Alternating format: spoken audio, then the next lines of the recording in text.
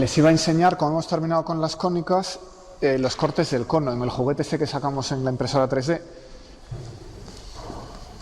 si le damos el corte circular, sacamos una circunferencia, un corte perpendicular al eje. Aquí tenemos una elipse. Este otro corte debería sacarnos una hipérbola. Y este otro, pues una parábola. Porque si no me equivoco, es paralela a aquella generatriz. Así que se lo presto y le echan un vistazo. Algunos ya lo habrán visto en álgebra, pero bueno, para los demás. Decía que habíamos terminado las trayectorias. Así que voy a empezar con el último epígrafe del tercer tema, que son las colisiones. Vamos a tratar la teoría de colisiones. Primero cinemática y cantidades conservadas, y después la sección eficaz. ¿Habéis visto ya la sección eficaz en primero? Es la primera vez que la vais a ver, ¿verdad? Bueno, la primera observación es que aunque estemos en 3 dimensiones,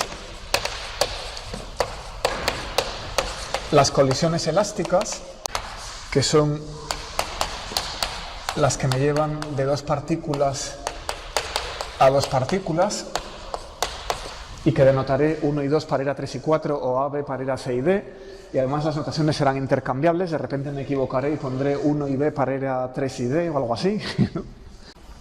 Pues ocurren en un plano, bajo una condición. En 3 dimensiones uno tendría momentos de 3 componentes. La gracia es que si uno elige bien el sistema de referencia, y ese bien es el sistema de referencia que han visto siempre, o el del laboratorio o el del centro de masas, o variaciones de esos, ¿no? Entonces las colisiones ocurren en un plano, con lo cual el problema se reduce a 2 dimensiones y es mucho más sencillo, ¿vale? Bueno, ¿por qué siempre empezamos con colisiones de 2 cuerpos y no de 3 cuerpos? Pues porque es muy difícil hacer que choquen 3 cosas a la vez. Si queremos una colisión de 3 cuerpos, tenemos que conseguir que 3 objetos pasen por el mismo punto al mismo tiempo, o muy cerca unos de otros. Y eso es muy difícil experimentalmente.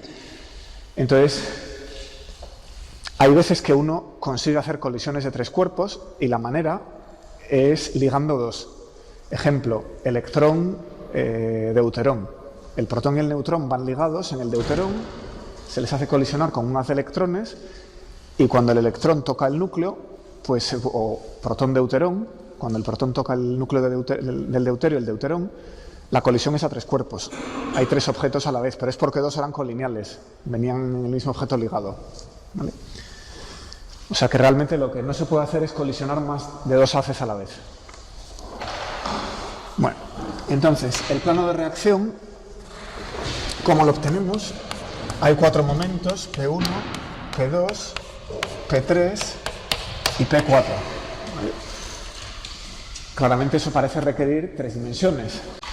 4 vectores, como máximo 3 serían linealmente independientes. Una vez ortonormalizados, pues, por ejemplo, por el procedimiento de Gram-Schmidt, describirían un espacio de 3 dimensiones. Lo que pasa que tenemos la conservación de la energía y del momento. Entonces, la conservación del momento dice que P1 más P2 es igual a P3 más P4. O lo que es lo mismo, P1' más P2'. Otra notación. Si la colisión es elástica, a 3 y a 4 les puedo llamar también 1' y 2'. Esto es una condición para un vector, o sea que uno de estos vectores es linealmente independiente. Siguen quedando 3. 3 vectores, uno de ellos al menos se sale del plano en general. Bueno, pues ahora viene la elección del laboratorio. El sistema laboratorio se refiere siempre a que P2 es igual a 0. Esto es, hay un blanco en reposo. Entonces, el dibujo de este sistema de referencia, tenemos un cuerpo P1 que colisiona con un blanco en reposo que tiene P2 igual a 0, y a continuación salen 2 cuerpos, P1', P2', y el ángulo que forma P1' con la dirección de entrada de P1, el ángulo θ, pues es un ángulo libre que depende de la dinámica detallada de la colisión. y la conservación del momento no me lo puede determinar. Así que tenemos, antes de la colisión, movimiento libre.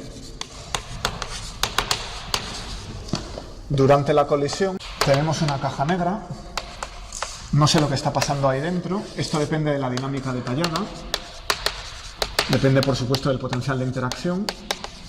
En algún caso sencillo se podrá calcular lo que pasa. En otros se parametrizará con datos experimentales. Y después de la colisión,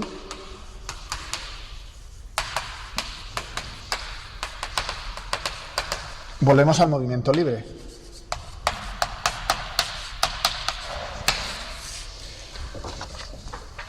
P1 está libre en infinito. Cuando llega cerca de P2, interaccionan, hay un potencial, las trayectorias se desvían. Cuando vuelve a pasar un tiempo muy grande, P1' y P2' son dos partículas con energía cinética pero sin energía potencial, ¿no? Se mueven libremente. ¿Eso qué condición requiere? Para que este movimiento sea libre y este movimiento sea libre, debe ocurrir que el potencial vaya a cero cuando la diferencia de distancias o cuando la distancia entre las dos partículas tienda a infinito. Cuando estén infinitamente alejadas, el potencial tiene que ir a cero, lo suficientemente deprisa.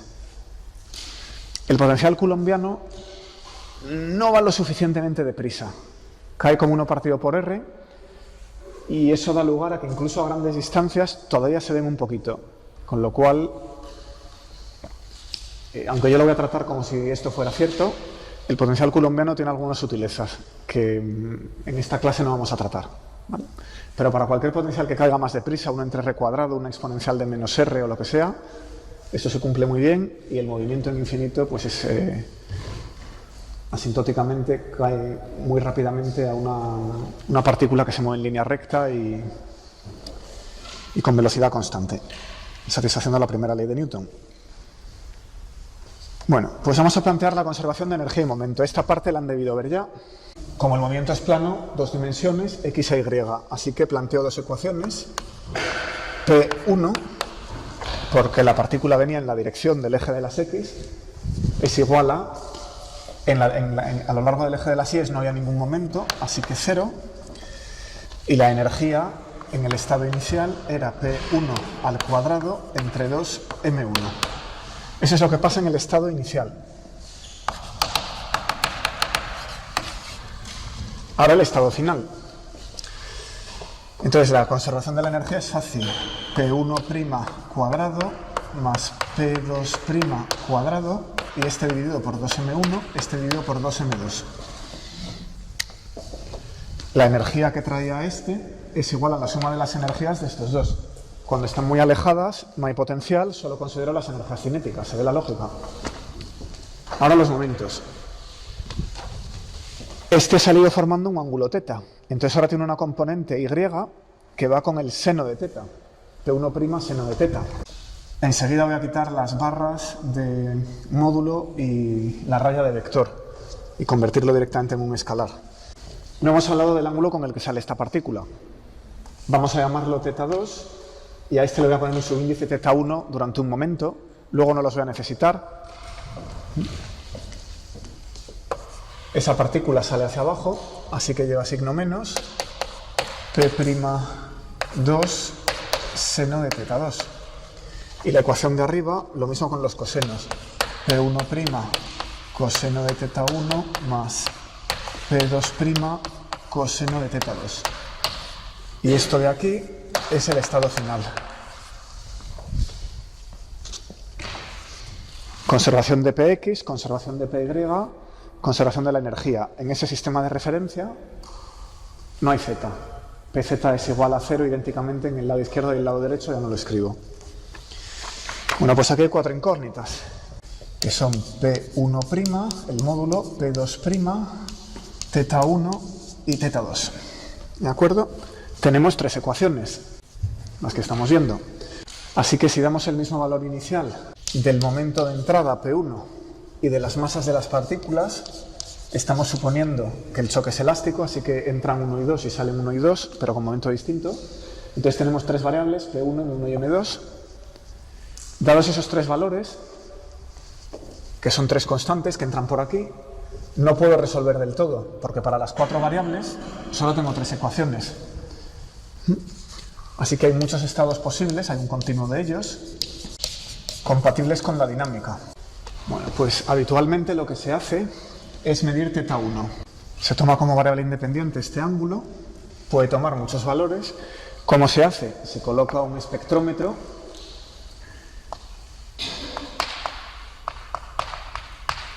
o un contador, un aparato más sencillo, que se va desplazando. Y entonces va midiendo la dirección de salida de esa partícula, va contando cuántas de esas partículas salen en cada dirección. Y se mide θ1. Esto se estudia en tercero, ¿vale? Si conozco θ1, pasa a ser un dato, entonces quedan 3 variables para 3 ecuaciones y ya se puede resolver. ¿Vale? Bueno, esta ecuación es muy sencilla. Vamos a numerarlas, 1, 2 y 3.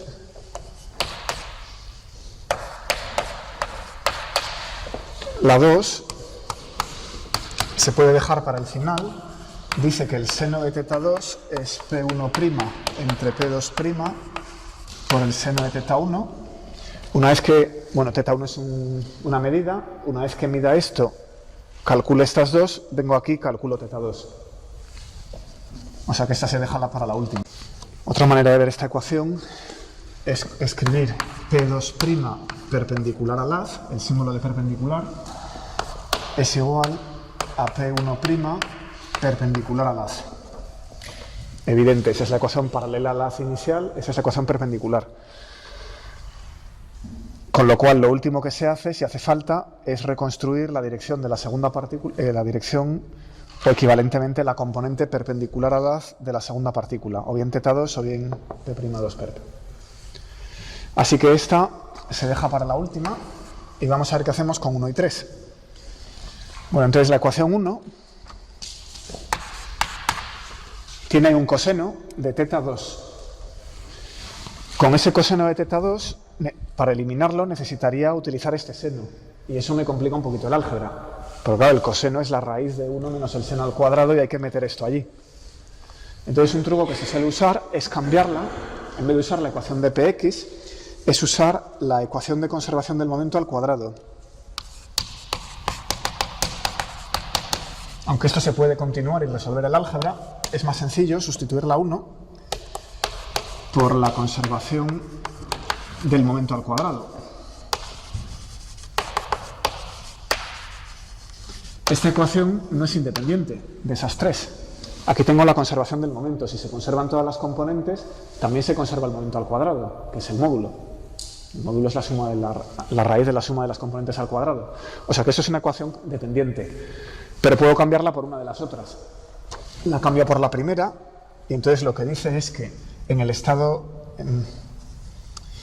la voy a escribir así. Recordemos, ya lo he borrado, recordemos que P1' más P2' era P1. Estado final, estado inicial. Voy a pasar el P1' al otro lado, porque quiero que me quede el ángulo entre P1 y P1', que es la θ1. Quiero que me figure esta variable que es independiente, me la da una medida. Entonces lo que voy a hacer es agrupar P1 y P1'. Esto indica que P1' menos P1 es igual a P2 al cuadrado. Esa es la ecuación, elevo al cuadrado y me queda que P1' menos P1 al cuadrado es igual a P2' al cuadrado. Y la escribo como P1 cuadrado más P1' cuadrado menos 2P1 P1' coseno de θ1 igual P2' al cuadrado. Haciéndolo así ya no necesito sustituir esta con el seno de θ2 y liar ahí una raíz. Ha quedado simplemente en términos del coseno de θ1. La conservación de la energía no la hemos usado. Así que ahora cojo la ecuación 3 y la combino con esta. P1 cuadrado más P1' cuadrado menos 2P1 P1' coseno de θ1 igual. Y donde pone P2' cuadrado, lo elimino aquí en términos de P1 cuadrado menos P1' cuadrado, y luego paso la 2M2, la paso al otro lado. Los dos se cancelan y queda M2 entre M1, P1 cuadrado menos P1' cuadrado. La reagrupo un poco. P1 cuadrado por 1 menos M2 entre M1 más P1' cuadrado por 1 más M2 entre M1 es menos 2P1 P1' coseno de teta 1 es igual a 0. Ecuación 4. Me relaciona P1, P1' y aquí aislado el coseno de teta 1. Esta no me servía porque tenía el coseno de teta 2. Hemos quitado una variable. Dado el coseno de teta 1,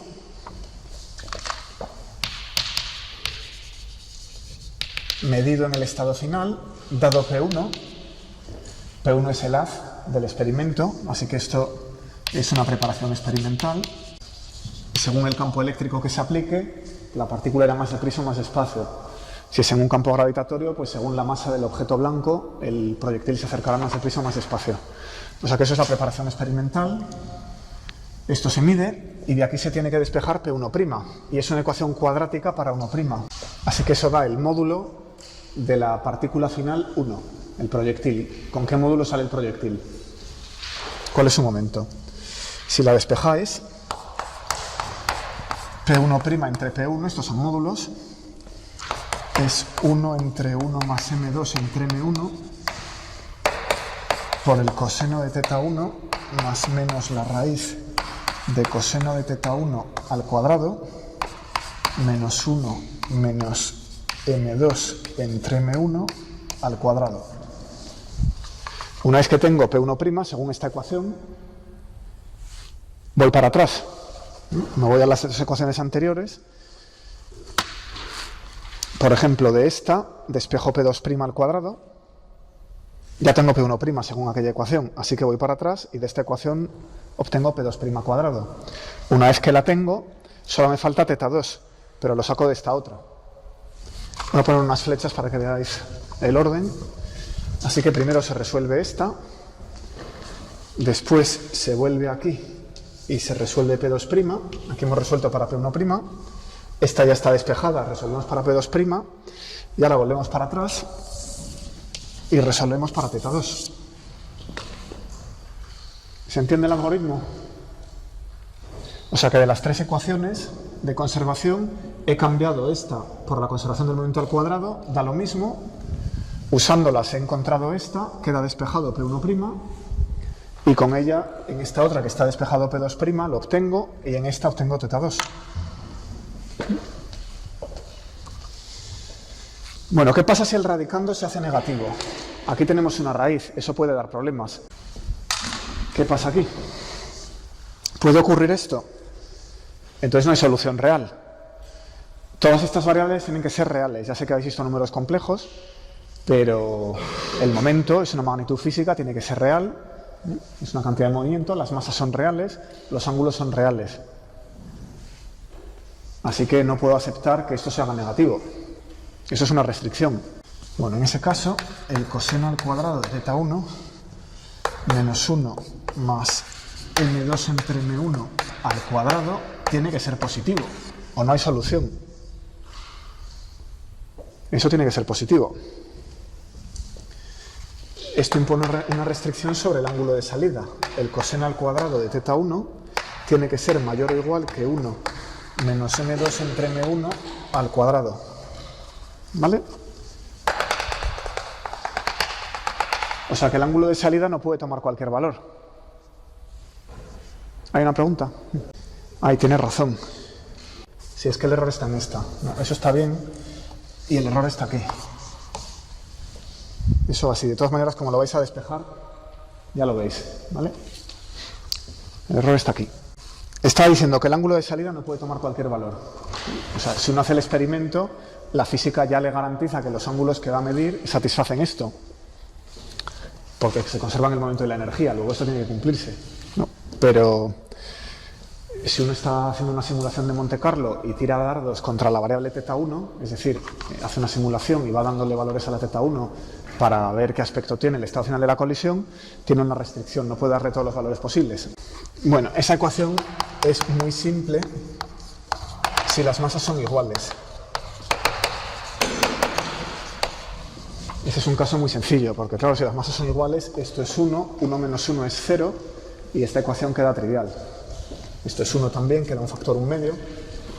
Todo el problema se simplifica muchísimo. ¿Qué pasa si M1 es igual a 0? Si el proyectil no tiene masa. Entonces no puedo despejar así. Tengo que ir para atrás hasta el primer punto donde dividiera por M1 y rehacerlo dividiendo por M2 en vez de por M1. Tal como lo hemos hecho en el sistema de laboratorio, M2 está en reposo, tiene que tener masa. No puede ser un blanco sin masa. No hay tal cosa. De manera que se puede hacer todo despejando al revés con M2 en el denominador. ¿Vale? Desde 3'. Bueno, ¿qué pasa si M1 es mayor que M2? En este caso, el proyectil es más pesado que el blanco. Si el proyectil es más pesado que el blanco, lo puede arrollar.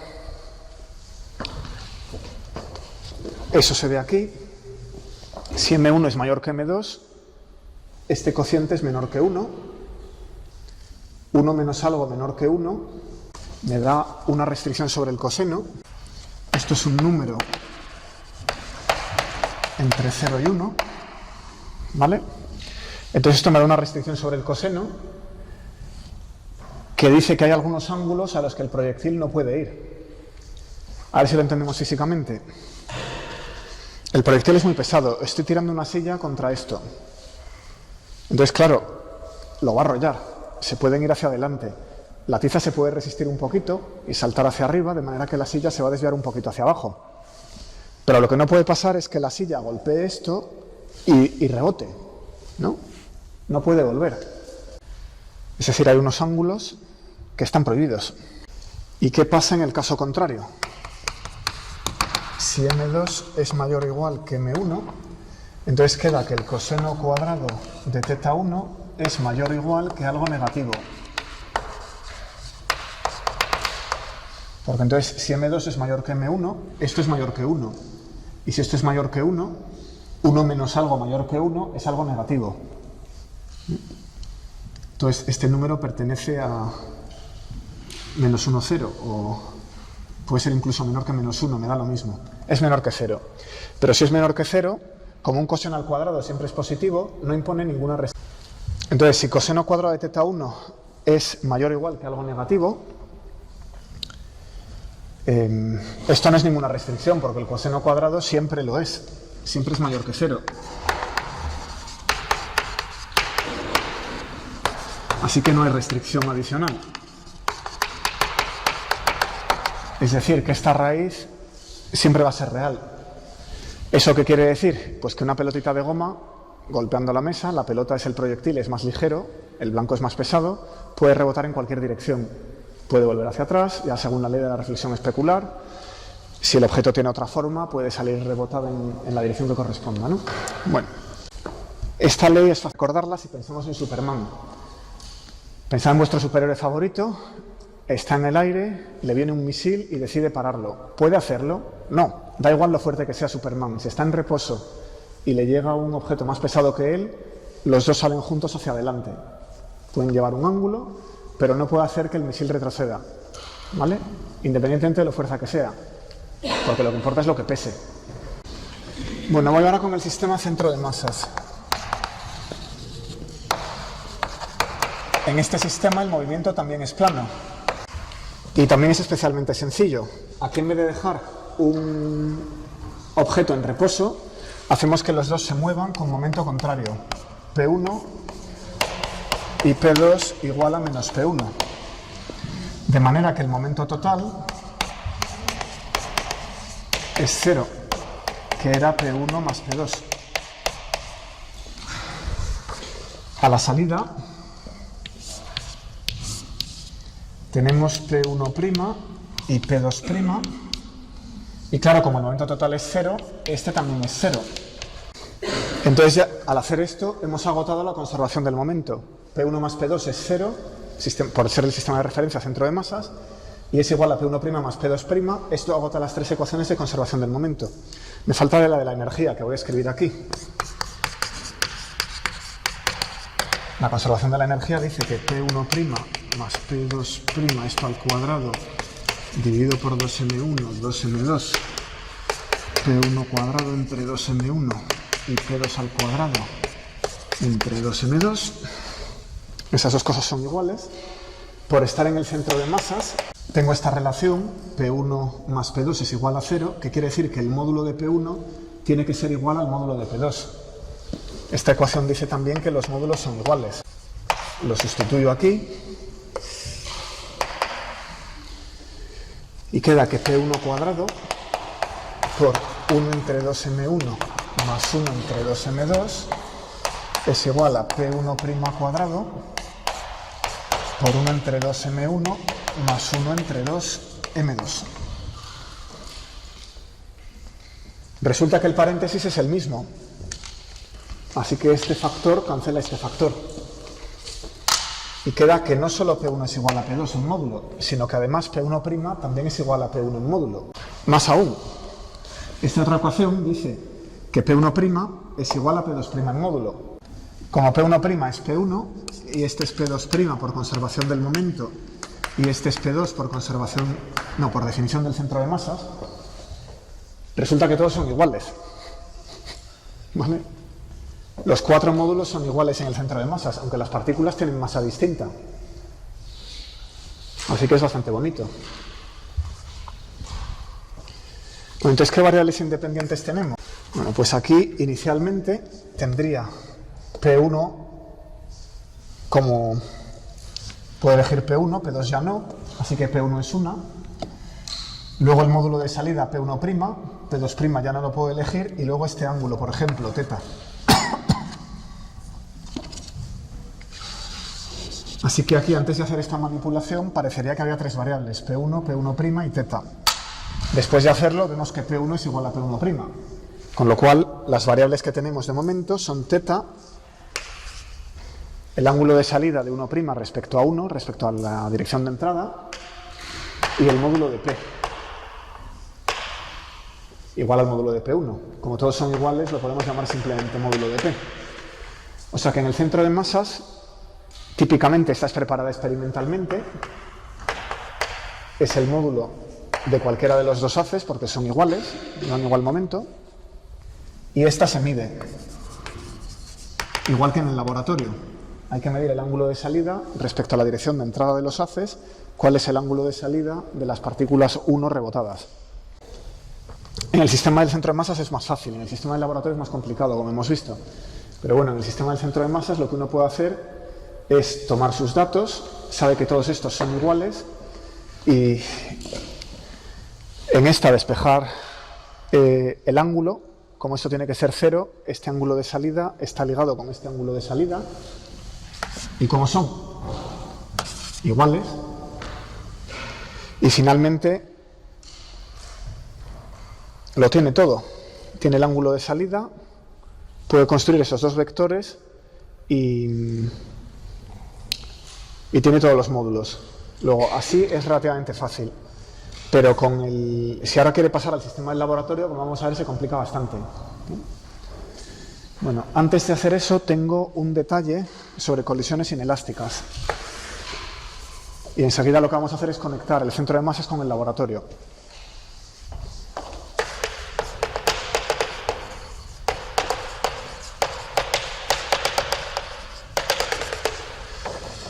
Bueno, aquí hay varios tipos de secciones de colisiones. Tenemos la sección eficaz de captura.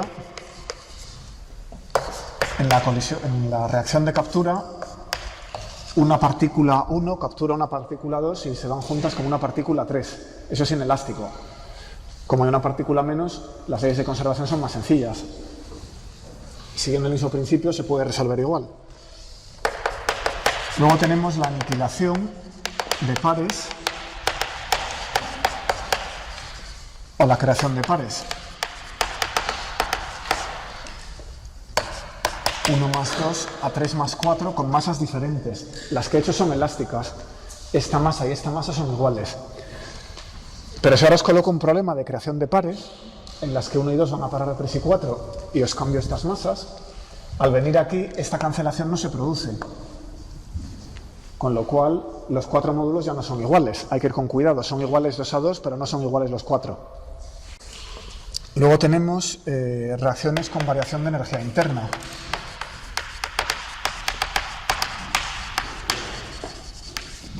Estas son elásticas en cuanto que las partículas salientes son iguales a las partículas entrantes, excepto que a lo mejor están en un estado excitado. Imaginaos que hacéis colisionar 2 átomos y a la salida el átomo 2 queda en un estado excitado. ¿Vale? Entonces ahora la ecuación que hemos planteado para la conservación de la energía tiene un término más, porque ha habido un sumidero de energía que es lo que me ha costado excitar este átomo. Entonces hay una constante más en la ecuación de la energía. Todo el álgebra se complica. Con lo cual hay que ir muy despacito y pensándolo mucho. Luego tenemos reacciones de fragmentación.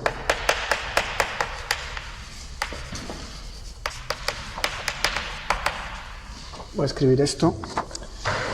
Por ejemplo, T1 más T2, las energías cinéticas, son T1' más T2' más la diferencia de energía interna. ¿Vale? Un término más aquí. La reacción se puede usar para medir Q, o conocido Q de una tabla, se puede utilizar para reconstruir la cinemática. Bien, y las reacciones de fragmentación, como otro ejemplo, en las que 1 y 2 se parten en trozos y sale un número distinto de objetos. Entonces, esta es muy fácil, la cinemática, que es lo mismo que hemos hecho, pero 3 y 4 van siempre juntas. Pero estas otras tienen unas cuentas bastante más complicadas. Bueno, pues entonces vamos con el cambio de sistema de referencia. Y lo voy a sacar en colisiones elásticas. Así que aquí vamos a poner el sistema de laboratorio. Igual que antes, 2 en reposo. Llega el proyectil P1. Y por tanto tiene asociada una velocidad 1, mientras que V2 es 0. Eso era el sistema de laboratorio. Como vamos a poner otro sistema de referencia, centro de masas, necesito aumentar la notación. Les voy a poner a todos un superíndice lab, para evitar confusión con las mismas cantidades expresadas en el otro sistema. Bueno, pues en el sistema centro de masas lo que teníamos era P1 en el CM igual a menos P2 en el CM. Eran iguales y de sentido contrario. Con lo cual tenemos M1, V1 en el CM es igual a menos M2, V2 en el CM. Y ahora quiero ligar las dos cosas. ¿Cómo paso de aquí a aquí?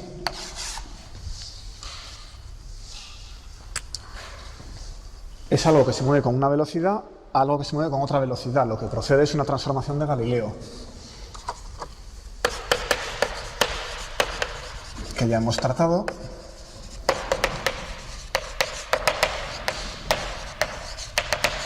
Habrá que sumar alguna velocidad. ¿Cuál? Lo que queremos es VI en el centro de masas. La I es para cada partícula, iniciales o finales, todas las que podamos necesitar. En cuanto a las velocidades, cada una de ellas será la correspondiente al laboratorio menos una velocidad que dará el cambio de sistema de referencia, que es la que queremos construir. Así que eso es lo que se busca. Aquí puedo despejar rápidamente. Como eso está despejado para el CM, lo puedo sustituir y escribir aquí M1 por V1 lab menos V es igual a menos M2 por menos V. porque claro, V2 lab es 0. O sea que esta ecuación, sustituyendo esto y teniendo en cuenta que V2 lab es 0, queda así. Bueno, ahora puedo despejar V. V es, ¿qué veo por aquí? Veo una M1 por V1 lab y luego estoy dividiendo por M1 más M2. Porque recojo este término con M1 y aquel término con M2. Y una vez que lo tengo así, me doy cuenta que M1 por V1 lab es el momento de la primera partícula en el laboratorio. Pero como la segunda partícula no tenía momento porque estaba en reposo, es el momento total en el laboratorio. Así que esto es el momento total en el laboratorio dividido por la suma de las masas, que es la masa total.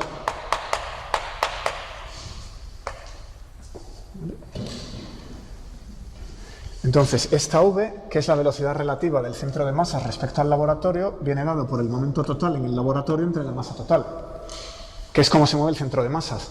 Por eso este sistema lo llamamos sistema del centro de masas. El centro de masas de un sistema se mueve con esa velocidad, el momento total del sistema entre su masa total.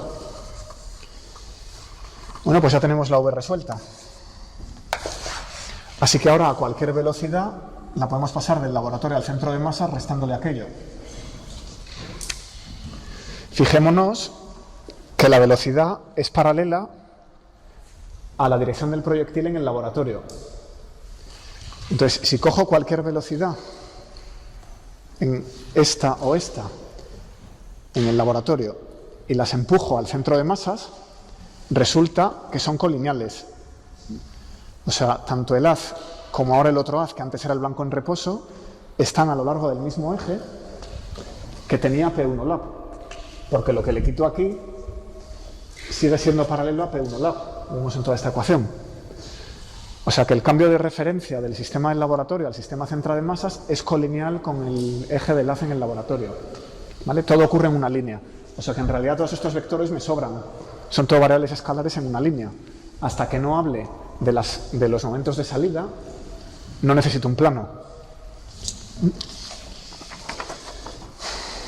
Bueno, una vez obtenido V en el estado inicial, puedo ir al estado final 1' y 2' y usar la misma V, porque todas las velocidades del sistema de referencia cambian.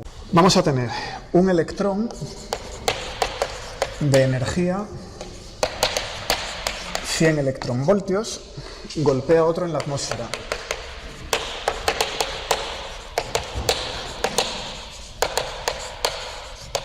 Ese otro, claro, está ligado a un átomo, no es un electrón libre, pero como la energía de ligadura van a ser pocos electronvoltios, pues comparado con 100 electronvoltios es despreciable, o sea que eso casi es una reacción en el sistema de laboratorio. Tengo un electrón ligeramente ligado a un átomo, su energía cinética es pequeña, pocos electronvoltios, llega otro de 100, luego esa reacción aproximadamente es en el laboratorio, ¿de acuerdo? Puedo considerar que el segundo estaba parado.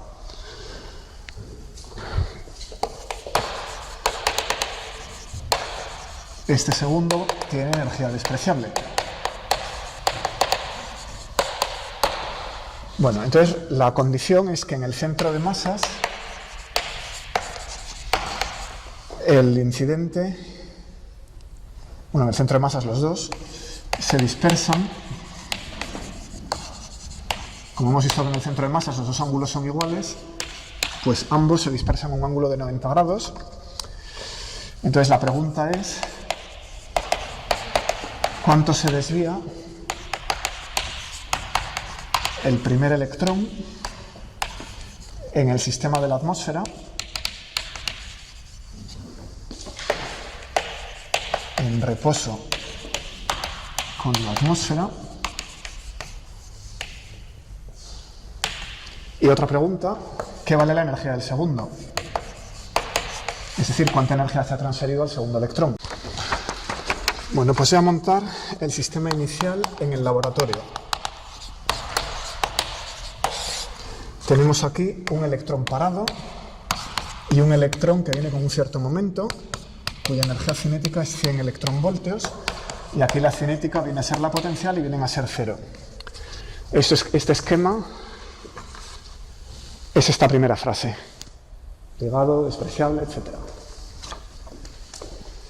Bueno, ¿cómo queda en el sistema centro de masas? Estado inicial en el centro de masas. Aquí tenemos dos electrones, E1 y E2, que chocan con momentos opuestos.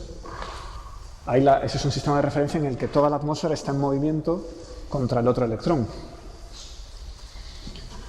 Como son objetos de igual masa, si sus momentos son opuestos, sus velocidades también. Así que V1 es menos V2. Pues vamos a calcular la velocidad en el sistema centro de masas. Bueno, ¿qué puedo hacer? Voy a intentar conservar la energía y el momento. Vamos a usar leyes de conservación. Entonces, en el sistema centro de masas no conozco la velocidad. La conozco en este otro. Bueno, en realidad no la conozco, lo que tengo es la energía cinética. O sea que lo que voy a hacer es construir este momento y luego usar la fórmula anterior. A partir de t paso a p, la lógica de t en el laboratorio, paso a p en el laboratorio y de aquí paso a la velocidad entre los dos sistemas de referencia, como hemos visto antes. Vamos a ponerle CMLab. Así que, primero, la P1 en el laboratorio es igual a 2mt con una raíz, como siempre. Y estos son... Ahora tengo que utilizar el dato que había por aquí de 100 electronvoltios. 2 por 100 son 200 electronvoltios por la masa del electrón, que son 0,511 por 10 elevado a 6 electronvoltios entre c cuadrado. Como sabéis, es un número que hay que conocer de memoria. La masa del electrón es medio megaelectronvoltio. ¿Vale?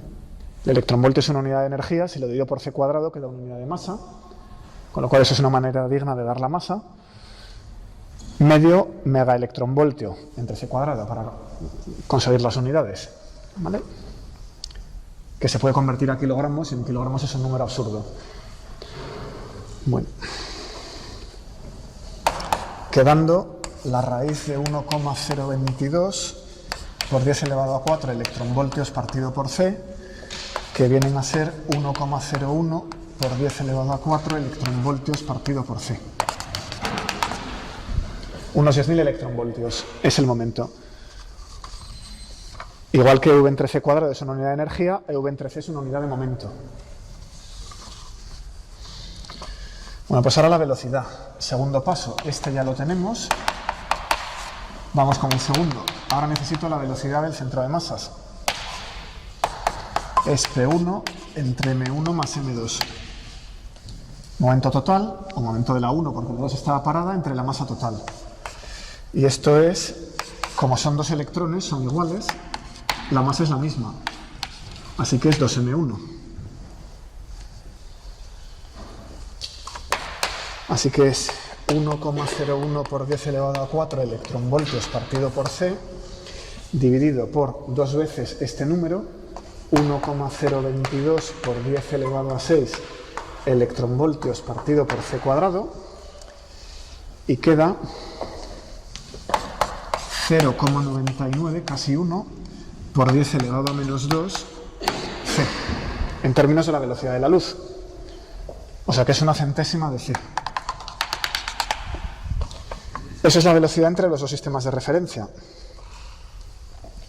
Ahora me lo traigo aquí. Quería averiguar la velocidad en el centro de masas. Una vez que tengo la velocidad relativa entre el centro de masas y el laboratorio, a cualquier velocidad en el laboratorio le puedo restar esa y obtener la velocidad en el centro de masas. Así que me queda que V2 es menos, como era 0, bueno, es 0, menos 0,99 por 10 elevado a menos 2c. Tengo el estado inicial, vamos al estado final. O sea, en este momento tengo todo planteado en el estado inicial, puedo empezar a resolver el problema. Todavía no hemos empezado. Dice, ¿cuánto se desvía el primer electrón en el sistema en reposo con la atmósfera? si en el centro de masa se dispersa un ángulo de 90 grados. Ese es el eje por el que entra el electrón 1 y estamos diciendo que salen con θ igual a 90 grados en el CM. Así que esto es P1' en el CM igual y de sentido contrario P2' en el CM. Bueno, en el CM sabemos que todos los módulos son iguales.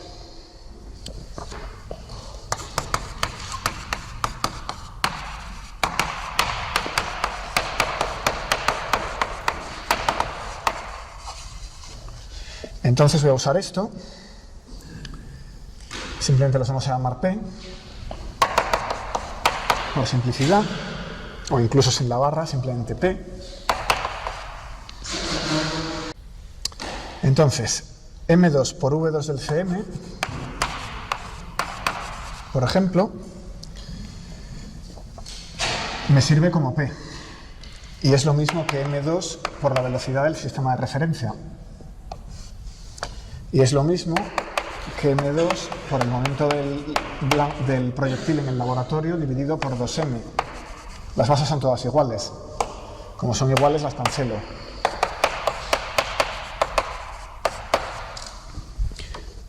O sea que la P, lo que era el momento en el sistema del laboratorio partido por 2. No parece raro. Las velocidades se suman, las masas son iguales, es como si los momentos se sumaran. Y entonces, si tenía un proyectil que entraba con momento P1, en el sistema centro de masas tiene la mitad y la otra mitad se la da al 2. Entra con la mitad de momento. Bueno. Entonces, P1'CM es igual a P1 lab partido por 2 en la dirección Y. P2'CM es igual a P1 lab partido por 2 en la dirección Y y con un signo menos. Tienen que ser iguales y opuestos según este dibujo en la dirección perpendicular. Si esta es la X, esta es la Y. Y el momento es P1 lab partido por 2. Eso es esta condición. En el centro de masa se dispersa en un ángulo de 90 grados. Lo traduzco en esas fórmulas. Bueno, ¿cuánto se desvía el primer electrón? Claro, el primer electrón tomado en el sistema de la atmósfera no lo puedo leer aquí porque esta ecuación es en el sistema centro de masas. Pero ya puedo convertir fácilmente en el estado final V1' en el laboratorio es V1' en el centro de masas más V y V2' en el laboratorio es igual a V2' en el centro de masas más V. Esto deshace el cambio de sistema de referencia. Y volvemos al laboratorio. La V ya la conozco, la acabo de borrar del párrafo anterior. Entonces puedo sustituir en esta ecuación todo. V1' lab es, aquí leo la velocidad en el centro de masas. Esta V1'CM la saco de aquí. Entonces es P1 lab entre 2 veces la masa del electrón en la dirección Y, y ahora necesito la velocidad, pero la velocidad la leo del párrafo anterior, y era P1 lab entre 2 veces la masa del electrón en la dirección X. V2' lab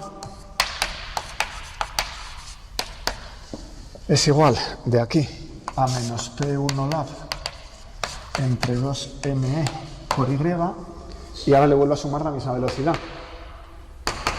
Lo mismo. Entonces resulta que ya conozco las velocidades en el sistema del laboratorio. Ya puedo responder esta pregunta. ¿Cuánto se desvía el primer electrón? ¿Qué ángulo se desvía? Entonces la pregunta A la respondo diciendo que la tangente del ángulo de desviación del primer electrón es igual, y la saco de aquí. Tengo la componente Y y tengo la componente X. Luego la tangente del ángulo que forma la velocidad de salida de ese electrón con el eje de las X es esto entre esto. Lo que pongo aquí, P1 lab dividido por 2me entre P1 lab dividido por 2me, que resulta ser 1. 45 grados. El arco cuya tangente es 1 es 45. El electrón ha golpeado al otro y en el mismo sistema de referencia de la atmósfera ha salido con un ángulo de 45 grados. O sea, me cabe aquí el dibujito, impacta sobre el segundo y ambos salen hacia adelante con un ángulo de 45 grados.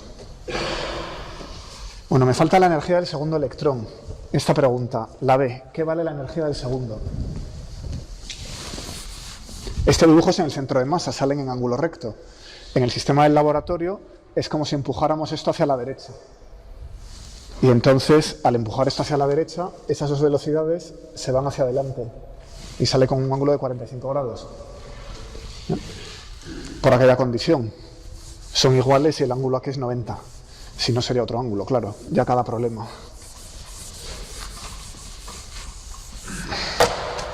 La segunda pregunta. La energía del segundo electrón, E2 o T2. Y claro, en el laboratorio, ¿cuánta energía le he cedido? Pues esto es un medio de M2, V2' al cuadrado en el laboratorio. V2' está despejado aquí. Así que esto es un medio de la masa del electrón por T1 log al cuadrado entre 4m cuadrado por 2, ese 2 viene de sumar las componentes x e y que tienen igual módulo. Hay que elevar este vector al cuadrado y eso es la componente y al cuadrado más la componente x al cuadrado. Como son iguales es un 2. Y cojo una cualquiera de ellas y la pongo aquí, al cuadrado. Y si lo maniobramos un poco, esto es lo mismo que P1 en el laboratorio partido por 2, cancelando una masa del electrón con una masa del electrón. Aquí hay un medio y se va con aquel 2. Entonces me sobra un 2 y lo otro reconstruye la energía cinética en el sistema del laboratorio. Así que la energía cinética dividido por 2. Pero esto eran 100 electronvoltios. Así que quedan 50 electronvoltios. El electrón saliente en estas condiciones se lleva la mitad. El problema es muy simétrico y salen con la mitad cada uno. ¿Quién sabe lo que es una cascada? ¿Habéis oído hablar de una cascada de ionización? Un electrón golpea a otro, si hay un campo eléctrico, los dos se aceleran. Cada uno golpea a otro átomo y salen varios electrones. Y es como una reacción en cadena. Van cayendo electrones en cascada hacia abajo. Por ejemplo, el rayo. O cuando uno tiene un aislante y le mete un potencial demasiado grande, el aislante pasa a ser conductor. Lo que ocurre es una cascada. Esta es la cinemática básica de una cascada. No he puesto ni campo eléctrico, ni cuánto se aceleran, ni nada, simplemente cada una de las colisiones, un electrón entra en un átomo, arranca otro y se van juntos. Bueno, vamos a parar un minuto. Vamos a hacer algo divertido 5 minutos, que esto ha sido muy denso. Una aplicación a la geofísica de las colisiones elásticas.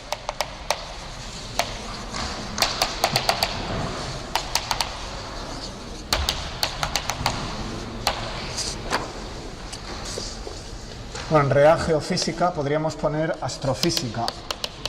Es ambas cosas. Se llama segregación balística. Vamos a poner un asteroide, una piedra grande que está flotando por el espacio y a la que golpean guijarritos. ¿Vale? Pues imaginemos que en esta parte del asteroide hay una roca. Así que llega un guijarrito, una piedrecita muy pequeña, ¿y qué hace? Rebota elásticamente. Sin embargo, imaginemos que llega ahora a una zona arenosa, donde hay pequeños guijarritos y arena, polvo. Entonces el objeto llega y se hunde y queda atrapado. Pierde energía en muchas colisiones pequeñas. La colisión vista de manera global es inelástica. ¿Qué ha hecho este? Mantener la roca desnuda. ¿Qué ha hecho este? Aumentar el número de guijarritos en la zona arenosa en +1. ¿Vale? O sea que la zona arenosa ha aumentado, la zona con la roca desnuda pues se ha mantenido igual. Entonces hay una ecuación por ahí que se llama ecuación de Hill, que da la fracción del asteroide cubierta por la zona arenosa. Claro, eso depende del tiempo, porque el asteroide está recogiendo piedrecillas. Así que f de t es f de 0. Recordemos que esta es la fracción ocupada por arena. En la Luna se llama regolito, ¿no? Un polvo y unas piedrecillas, una cosa fina que cubre toda la superficie. Como no hay agua, queda en forma de polvo. F de t es f de 0 más 1 menos f de 0 dividido por 1 más k entre t elevado a n. Esa es la fracción inicial. Alguien pone el asteroide con una cierta configuración y a partir de ese momento la fracción arenosa va aumentando según esta ecuación. Esto se llama índice de cooperatividad y es empírico. Aquí ahora mismo no hay una manera de obtenerlo sencilla. ¿Qué pasa si el tiempo tiende a infinito? Este término se va a 0. Lo quito. F de 0 menos f de 0 es 0, queda el 1. Todo el asteroide queda cubierto de arena. Porque esta superficie no crece y esta sí, se va extendiendo. Esta ecuación, curiosamente, aparece también en biofísica.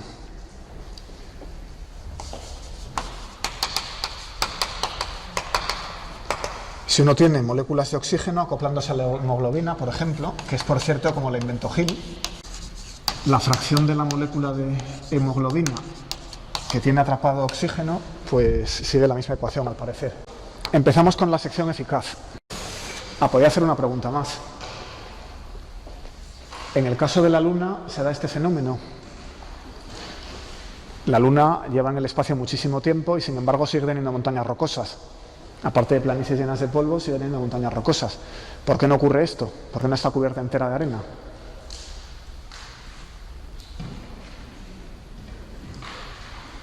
Bueno, hay una respuesta. Hay varias respuestas posibles. Hay una bastante obvia, que es que el rebote elástico requiere que lo que entra no se rompa. Si el objeto es muy grande y tiene mucha gravedad, cuando llega se rompe. Entonces en la Luna, claro, entra con tanta velocidad que no puede volver a salir. Siempre pierde algo de energía y se queda atrapado. Pero eso indicaría que todo se llena de arena más deprisa.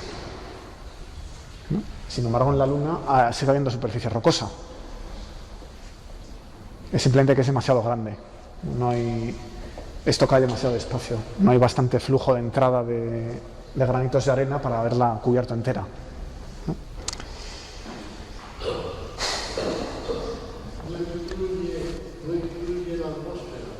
La Luna no tiene atmósfera, claro. Entonces no hay que preocuparse por ella. Bueno, entonces aquí hay varios elementos. Hay cuántas partículas entran, por qué la Luna no está cubierta, cuántas partículas entran. Hay cómo rebotan, ¿no? Y ahí la conservación de energía y momento ya no nos pueden ayudar. Así que nos tenemos que ir a la dinámica. Entonces el concepto de sección eficaz es donde vamos a meter la dinámica. Es donde entra el potencial en la teoría de colisiones, ¿vale? Ya tenemos la cinemática de los estados iniciales y finales, ya tenemos las cantidades conservadas, lo que nos falta son las probabilidades de que ocurra una reacción específica. Esta o cualquier otra cosa. Bueno, pues lo que voy a pensar es en un haz de proyectiles que entra en un medio. Tenemos un medio en el que hay objetos, átomos, moléculas, esferas, inhomogeneidades, lo que sea. Se suelen llamar centros de dispersión. Cada una de estas esferas es un centro de dispersión.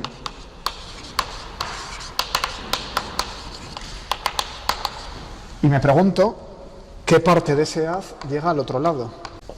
Bueno, eso es la vista lateral. Si me subo en una partícula del haz y voy hacia adelante, veo la vista frontal. Entonces, en la vista frontal estoy subido en un proyectil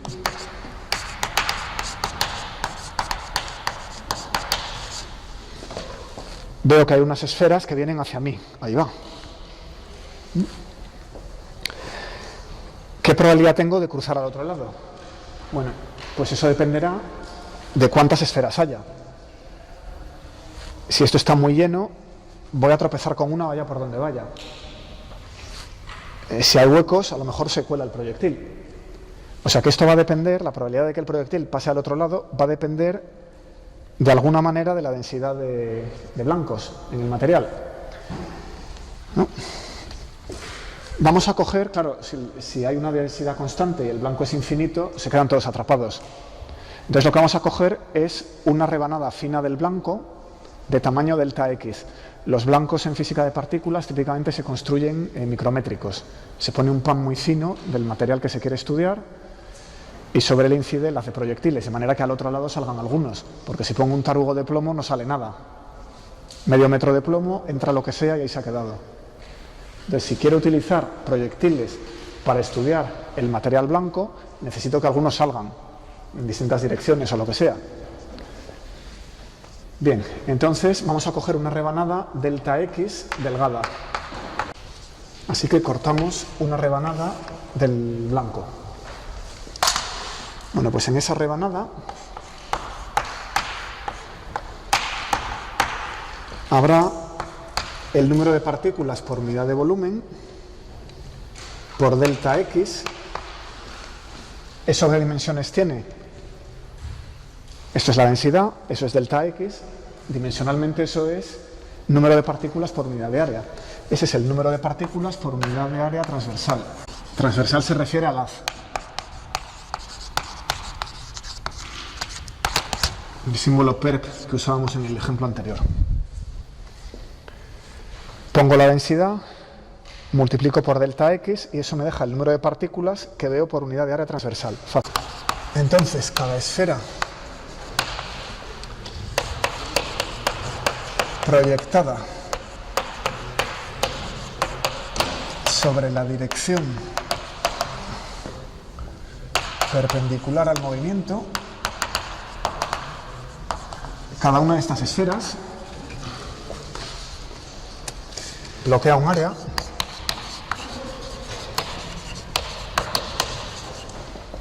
pi r cuadrado. Si la esfera se entiende, tiene radio r. Esto lo hemos discutido otra vez. Si entra un proyectil, ¿qué posibilidad hay de que tropiece con la esfera? ¿Qué probabilidad hay de que pase al lado de la esfera? Pues eso va a depender del área de la esfera proyectada sobre el plano perpendicular a la dirección del proyectil. Entonces, ¿cuánto es el área total bloqueada? Si el proyectil pasa cerca de una de las esferas, ahí se ha quedado. Si pasa lejos de todas, consigue atravesar la rebanada del material. Entonces necesito el área total bloqueada. Eso tiene que ser proporcional a esta cantidad, el número de partículas por unidad de área transversal. Y tiene que ser proporcional al área de cada una. Cada uno de los objetos que bloquean, multiplico su área por el número de ellos. Entonces me queda el pi r cuadrado multiplicado por n entre v delta de x, ese es el número de partículas por área transversal, y el coeficiente de proporcionalidad es el área total. Así que el área bloqueada es ¿qué fracción del área total? Cojo el número de partículas bloqueantes y cojo el área que bloquea cada una. Es el número de partículas bloqueantes por unidad de área, como hemos arguido. Bueno, lo que puede ser interesante es el cociente, entonces la probabilidad de que el proyectil no pase, esa rebanada delta X, es el área bloqueada entre el área total. Como ahí tengo el área total, al dividir se cancela y queda pi r cuadrado por la densidad, esto se suele acortar a n minúscula, por delta X. No tiene ningún misterio, ¿no? Entonces, si tenemos n proyectiles en el haz,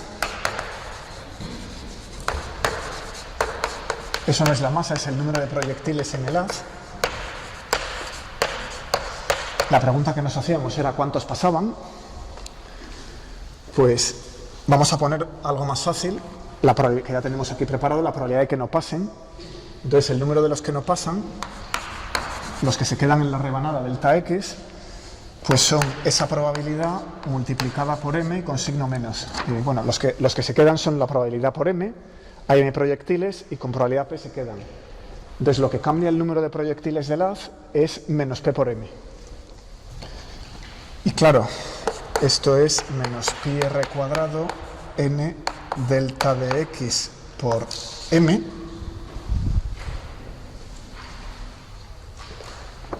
Y esto es una ecuación exponencial. Si paso el delta de x al otro lado y tomo el límite en que la rebanada es pequeña, tengo que el número de proyectiles que voy perdiendo por unidad de longitud del blanco, pues es esa constante, menos pi r cuadrado n veces la m. Eso es la ecuación de una exponencial. La derivada es igual a la función multiplicada por un número. Con lo cual sabemos que el número de proyectiles que van quedando como función de x es el número con el que empecé a entrar en el blanco por una exponencial.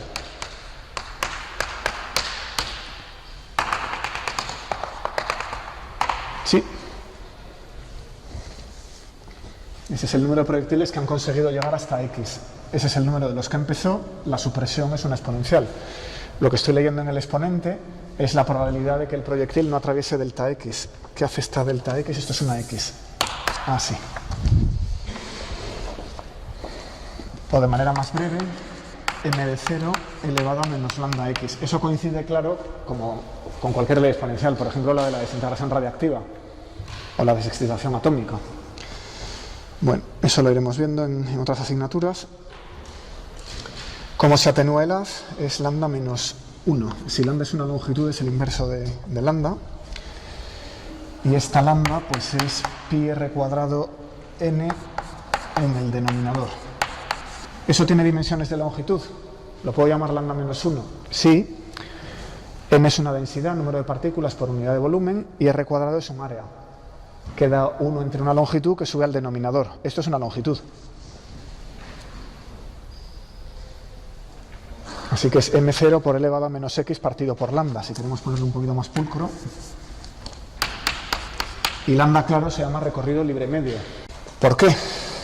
Pues si calculáis el promedio de x, hasta dónde llega un proyectil en promedio, qué distancia recorre cada uno en promedio, sale precisamente esa lambda.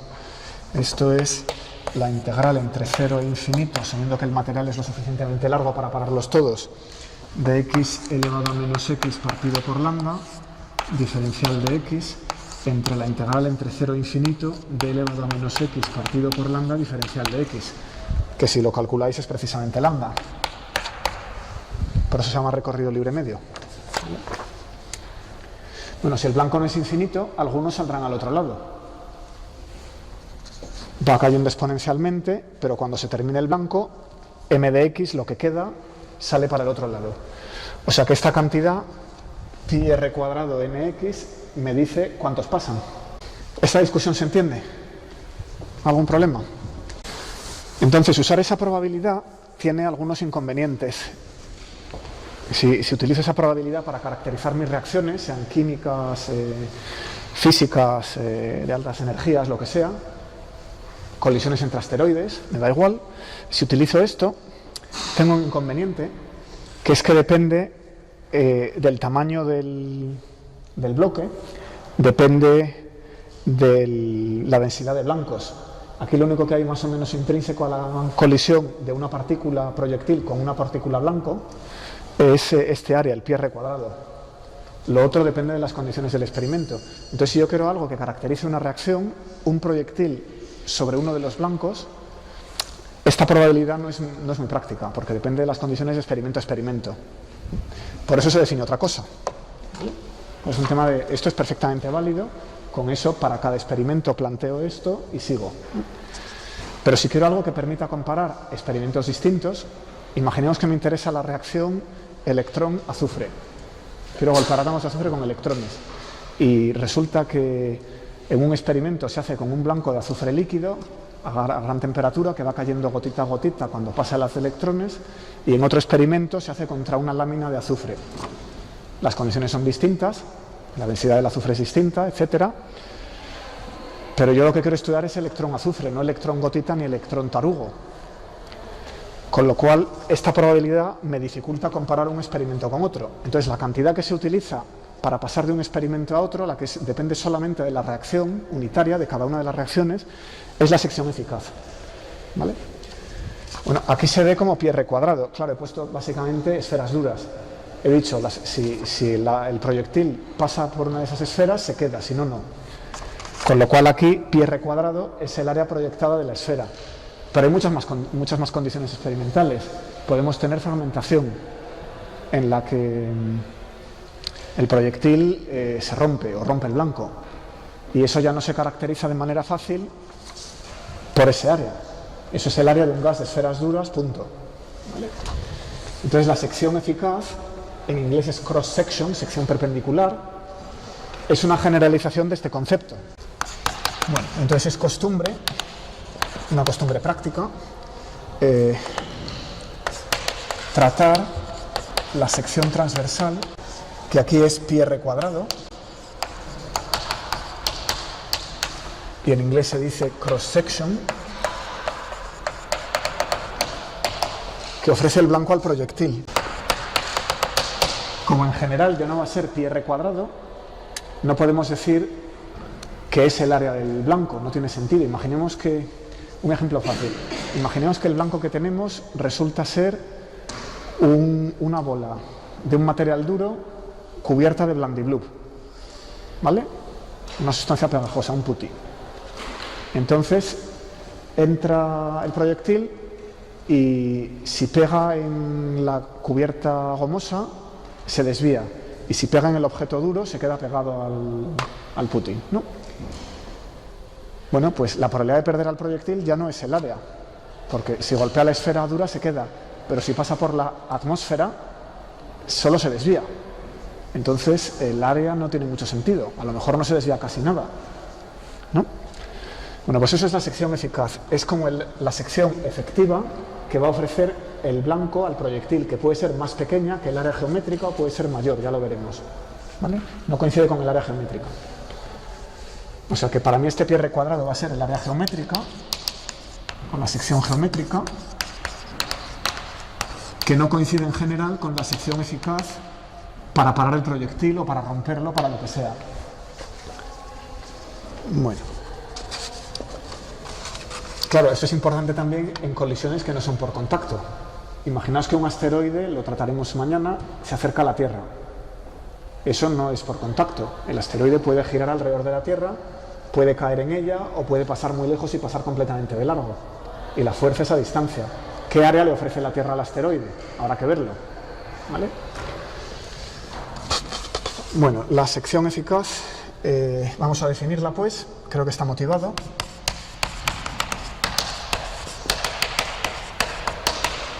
Sigma, se utiliza la letra sigma de superficie, pero en griego, sigma es la S en griega, ¿verdad? Es la probabilidad de la colisión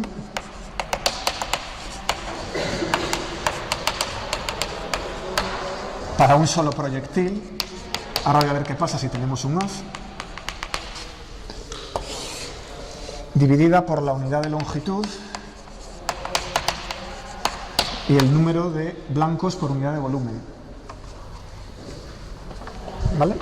Si tengo un solo proyectil, la probabilidad de que el proyectil colisione dividido por unidad de longitud y densidad de blancos es un área. Y claro, aquí le he quitado la n y la x, así que me queda el pi r cuadrado. Es precisamente el área de las esferitas que se oponían al proyectil.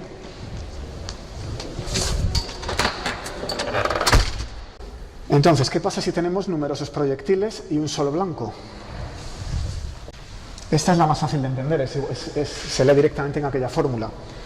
Voy a ver ahora qué pasa si tenemos un solo blanco, una sola esfera, a la que le tiro un haz de proyectiles. Van entrando con el tiempo uno y otro y otro y otro y otro. ¿Qué pasa?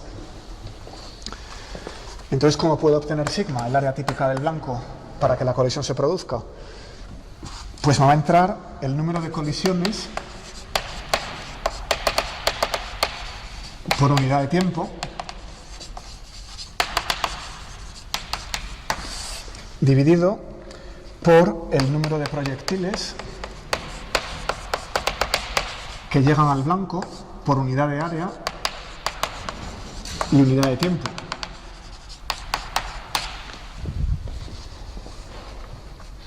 Aquí está escondida la probabilidad. El número de colisiones por unidad de tiempo es proporcional a la probabilidad de que ocurra la colisión. ¿Por qué sale aquí el área? Que va a subir multiplicando, porque la probabilidad por el área va a dar el área cubierta por el blanco. ¿Vale? Bueno, entonces esto tiene dimensiones de área. El que los proyectiles vengan más deprisa o vengan más despacio no importa, porque la unidad de tiempo aparece en el numerador y en el denominador. O sea que eso es una propiedad de la reacción, no del haz. Bueno. A ese denominador le solemos dar otro nombre. ¿Quién lo conoce? Esto lo han tenido que ver ya en primero. ¿Qué es el número de algo que pasa por unidad de área y tiempo?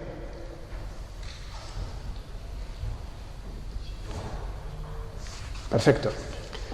Es la intensidad del haz, que es un flujo. Pues ¿qué pasa ahora si tenemos a la vez un haz con muchos proyectiles y un blanco que es compuesto y que tiene muchos blancos? Es decir, esto era un solo proyectil y un solo blanco. Ahora vamos a poner numerosos proyectiles y numerosos blancos. Pues entonces la fórmula va a ser el número de sucesos de dispersión o colisiones que cuento por unidad de tiempo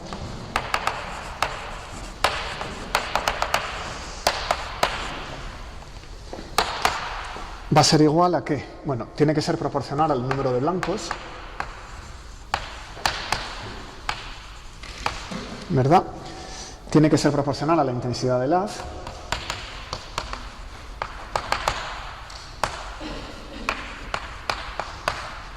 Ya que aparecen las dos cosas. Ahora tengo muchos proyectiles aquí, con lo cual necesito la intensidad del haz, el número de ellos que entran por unidad de tiempo. Tengo muchos blancos, entonces necesito la densidad del blanco. Aquí está. O sea que tienen que salir las dos cosas, el número de blancos, la intensidad del haz.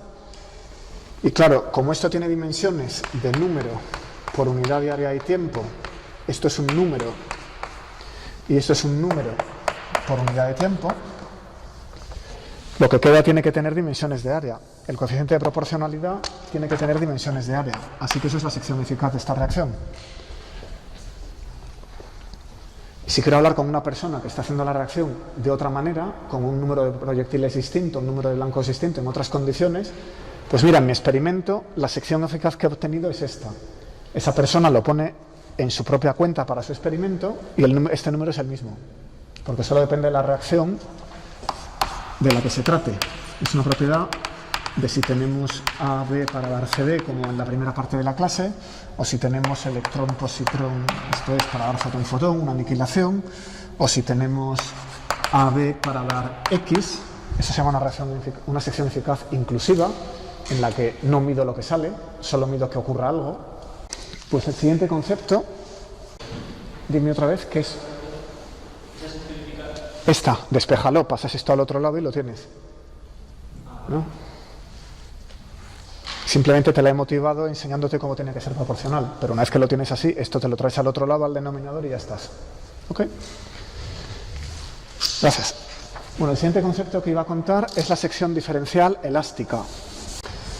Entonces ahora voy a tener en cuenta un blanco y van a entrar proyectiles, o sea que es la fórmula correspondiente sería la de un solo blanco que teníamos hace un momento. ¿Ven? Entonces, claro, los proyectiles se van a desviar, pero el que pasa muy lejos apenas se desvía, o a lo mejor no se desvía en absoluto. Sin embargo, el que pasa más cerca se desvía más. En lugar de contar el número de colisiones, como aquí, que cuento el número de colisiones sean las que sean, ahora solo voy a contar las colisiones en las que el proyectil no se rompe, el blanco no se rompe, y además voy a especificar el ángulo de salida. Voy a mirar con qué ángulo, recordemos de la primera parte de la clase, que en una colisión de dos cuerpos elástica necesito el momento del proyectil y luego tengo una variable libre que depende de la dinámica, esto depende del potencial, que es el ángulo de salida. Bueno, si el potencial es central, que es en lo que estamos en este capítulo,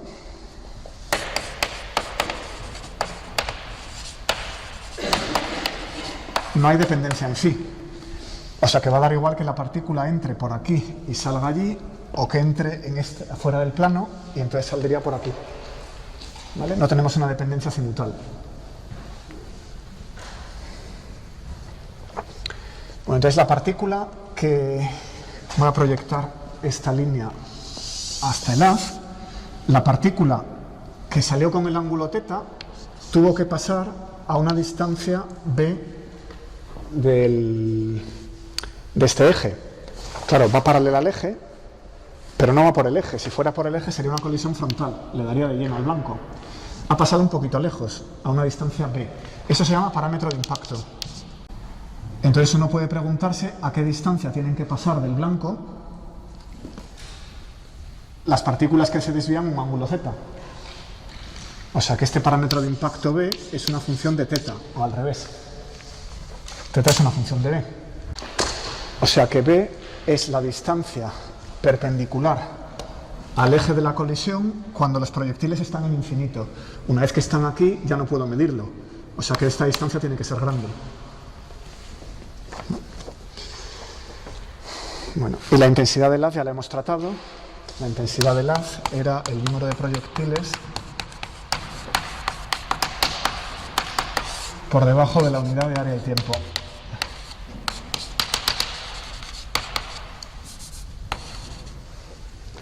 Unidad de área, unidad de tiempo, número de proyectiles que entran, el flujo, vaya, lo que hemos dicho. Bueno. Entonces podemos poner unos anillos, casi lo vuelvo a dibujar aquí en limpio. Tenemos en infinito el eje de la colisión y alrededor de él voy a dibujar un anillo de radio b y un anillo concéntrico de grosor diferencial de b. Y por aquí están llegando proyectiles. Entonces todos los proyectiles que pasen por este anillo superan el blanco y salen desviados un ángulo θ. El ángulo que forma esa línea con la paralela a la horizontal es siempre θ. Y como el problema tiene simetría de revolución, para todo el anillo todas salen con el mismo ángulo θ. Lo que pasa es que pueden salir aquí o pueden salir aquí, ¿no? Bueno, entonces voy a caracterizar esta parte de salida. Voy a coger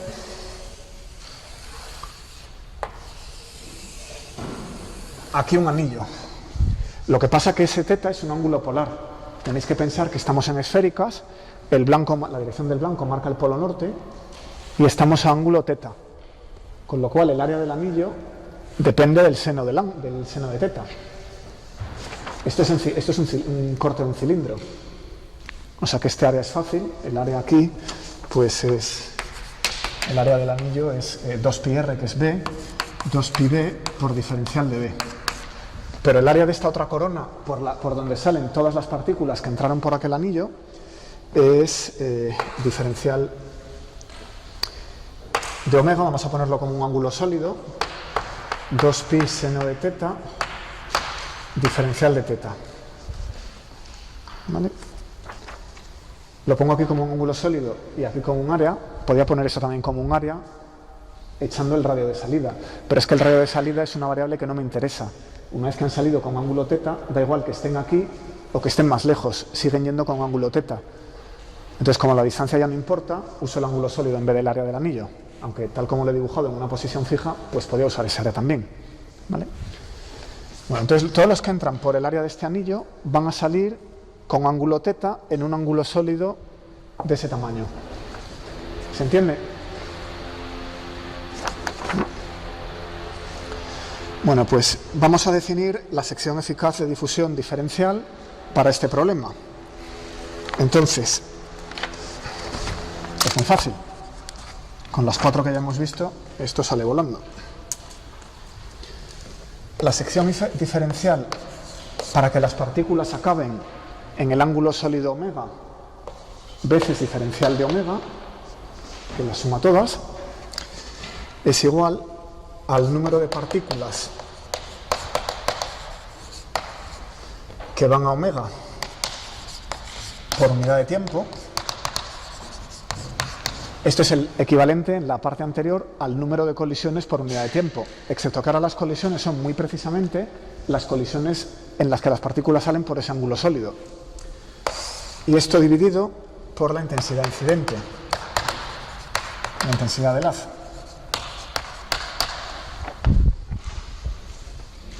¿Se ve?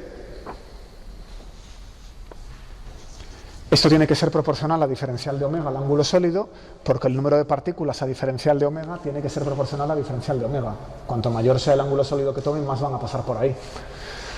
Como la intensidad del haz iba dividida por unidad de tiempo, tengo que contar el número de sucesos por unidad de tiempo. Si no, estaría midiendo la velocidad del haz, no una propiedad de la reacción. Así que esto es, y de aquí saco la sección eficaz diferencial para que las partículas vayan a omega. Claro, como esto no depende de phi, en realidad esto es una función de teta, ¿vale?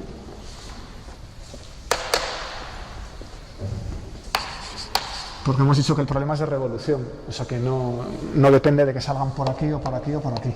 Es solamente una función del ángulo polar.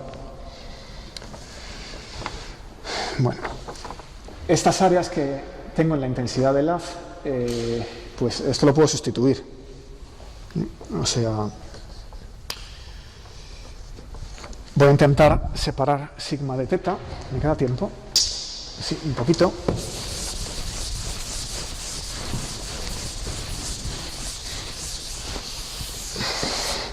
Vamos a intentar separar la sección.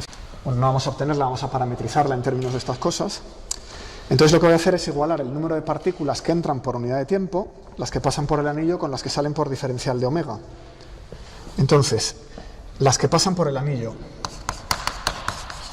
el número de partículas se conserva porque la reacción es elástica, no pierdo ninguna. Las que entran por un sitio salen por el otro. Pues el número de partículas que entra por el anillo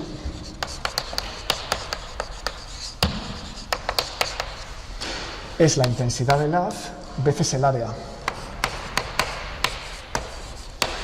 Por unidad de tiempo, claro. Esas son las que entran por unidad de tiempo. Intensidad del haz, si multiplico por el área, me queda el número de partículas en el haz por unidad de tiempo.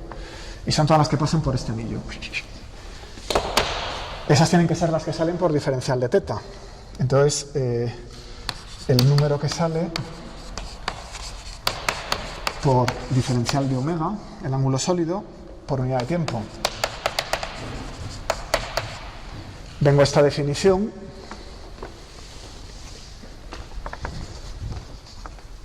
y esto tiene que ser la sección eficaz veces menos 2pi, el menos lo explico ahora, seno de teta diferencial de teta.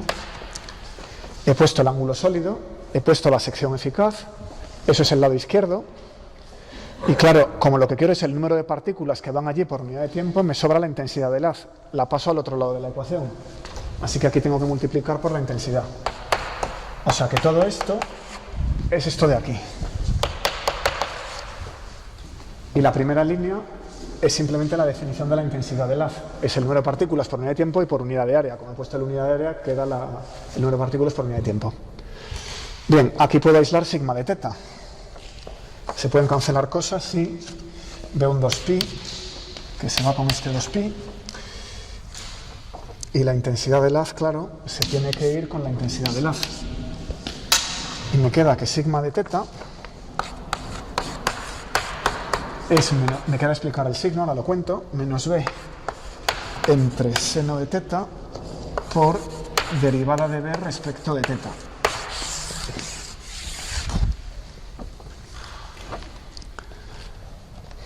Bueno, lo que leo aquí es menos b entre seno de teta que he despejado, y habíamos dicho que el parámetro de impacto era una función del ángulo de salida, o al revés. Entonces tiene sentido hablar de la derivada del parámetro de impacto respecto al ángulo de salida. ¿Por qué el menos? ¿Por qué el menos? Vamos a fijarnos aquí. Entonces, imaginamos que la interacción, como hemos dicho, para plantear la teoría de colisiones, es menos intensa cuando me alejo del blanco. Tengo aquí el blanco, entonces las partículas que pasan muy lejos ven una interacción más pequeña, se desvían poco, ¿vale? Las alejadas apenas se desvían, las que pasan muy cerca se desvían mucho. ¿Eso qué quiere decir? Que si tomo el diferencial de B en sentido creciente, B aumenta, quiere decir que me estoy alejando, con lo cual esas partículas se van a desviar menos. Entonces, si se desvían menos, ¿qué pasa? Que su dirección de salida es más cercana a la dirección de entrada. O sea que las que pasan más lejos, como se desvían menos, salen más cerca, pero estoy midiendo el ángulo, no estoy midiendo la distancia. O sea, salen más cerca en ángulo, con lo cual son más paralelas al eje. Eso quiere decir que cuando el diferencial de B aumenta, el diferencial de θ disminuye. O sea que las que van entre B y B más diferencial de B van a θ y θ menos diferencial de θ. O sea que el intervalo B a B más diferencial de B va a parar a θ menos diferencial de θ, bajo esta función B de θ. O dicho de otra manera, esta derivada es negativa. Si la derivada es negativa, y estos son todos números de partículas, le tengo que quitar un signo, para que me dé el número de partículas que es positivo. ¿Vale? Ese es el razonamiento, por eso le he clavado aquí un signo delante.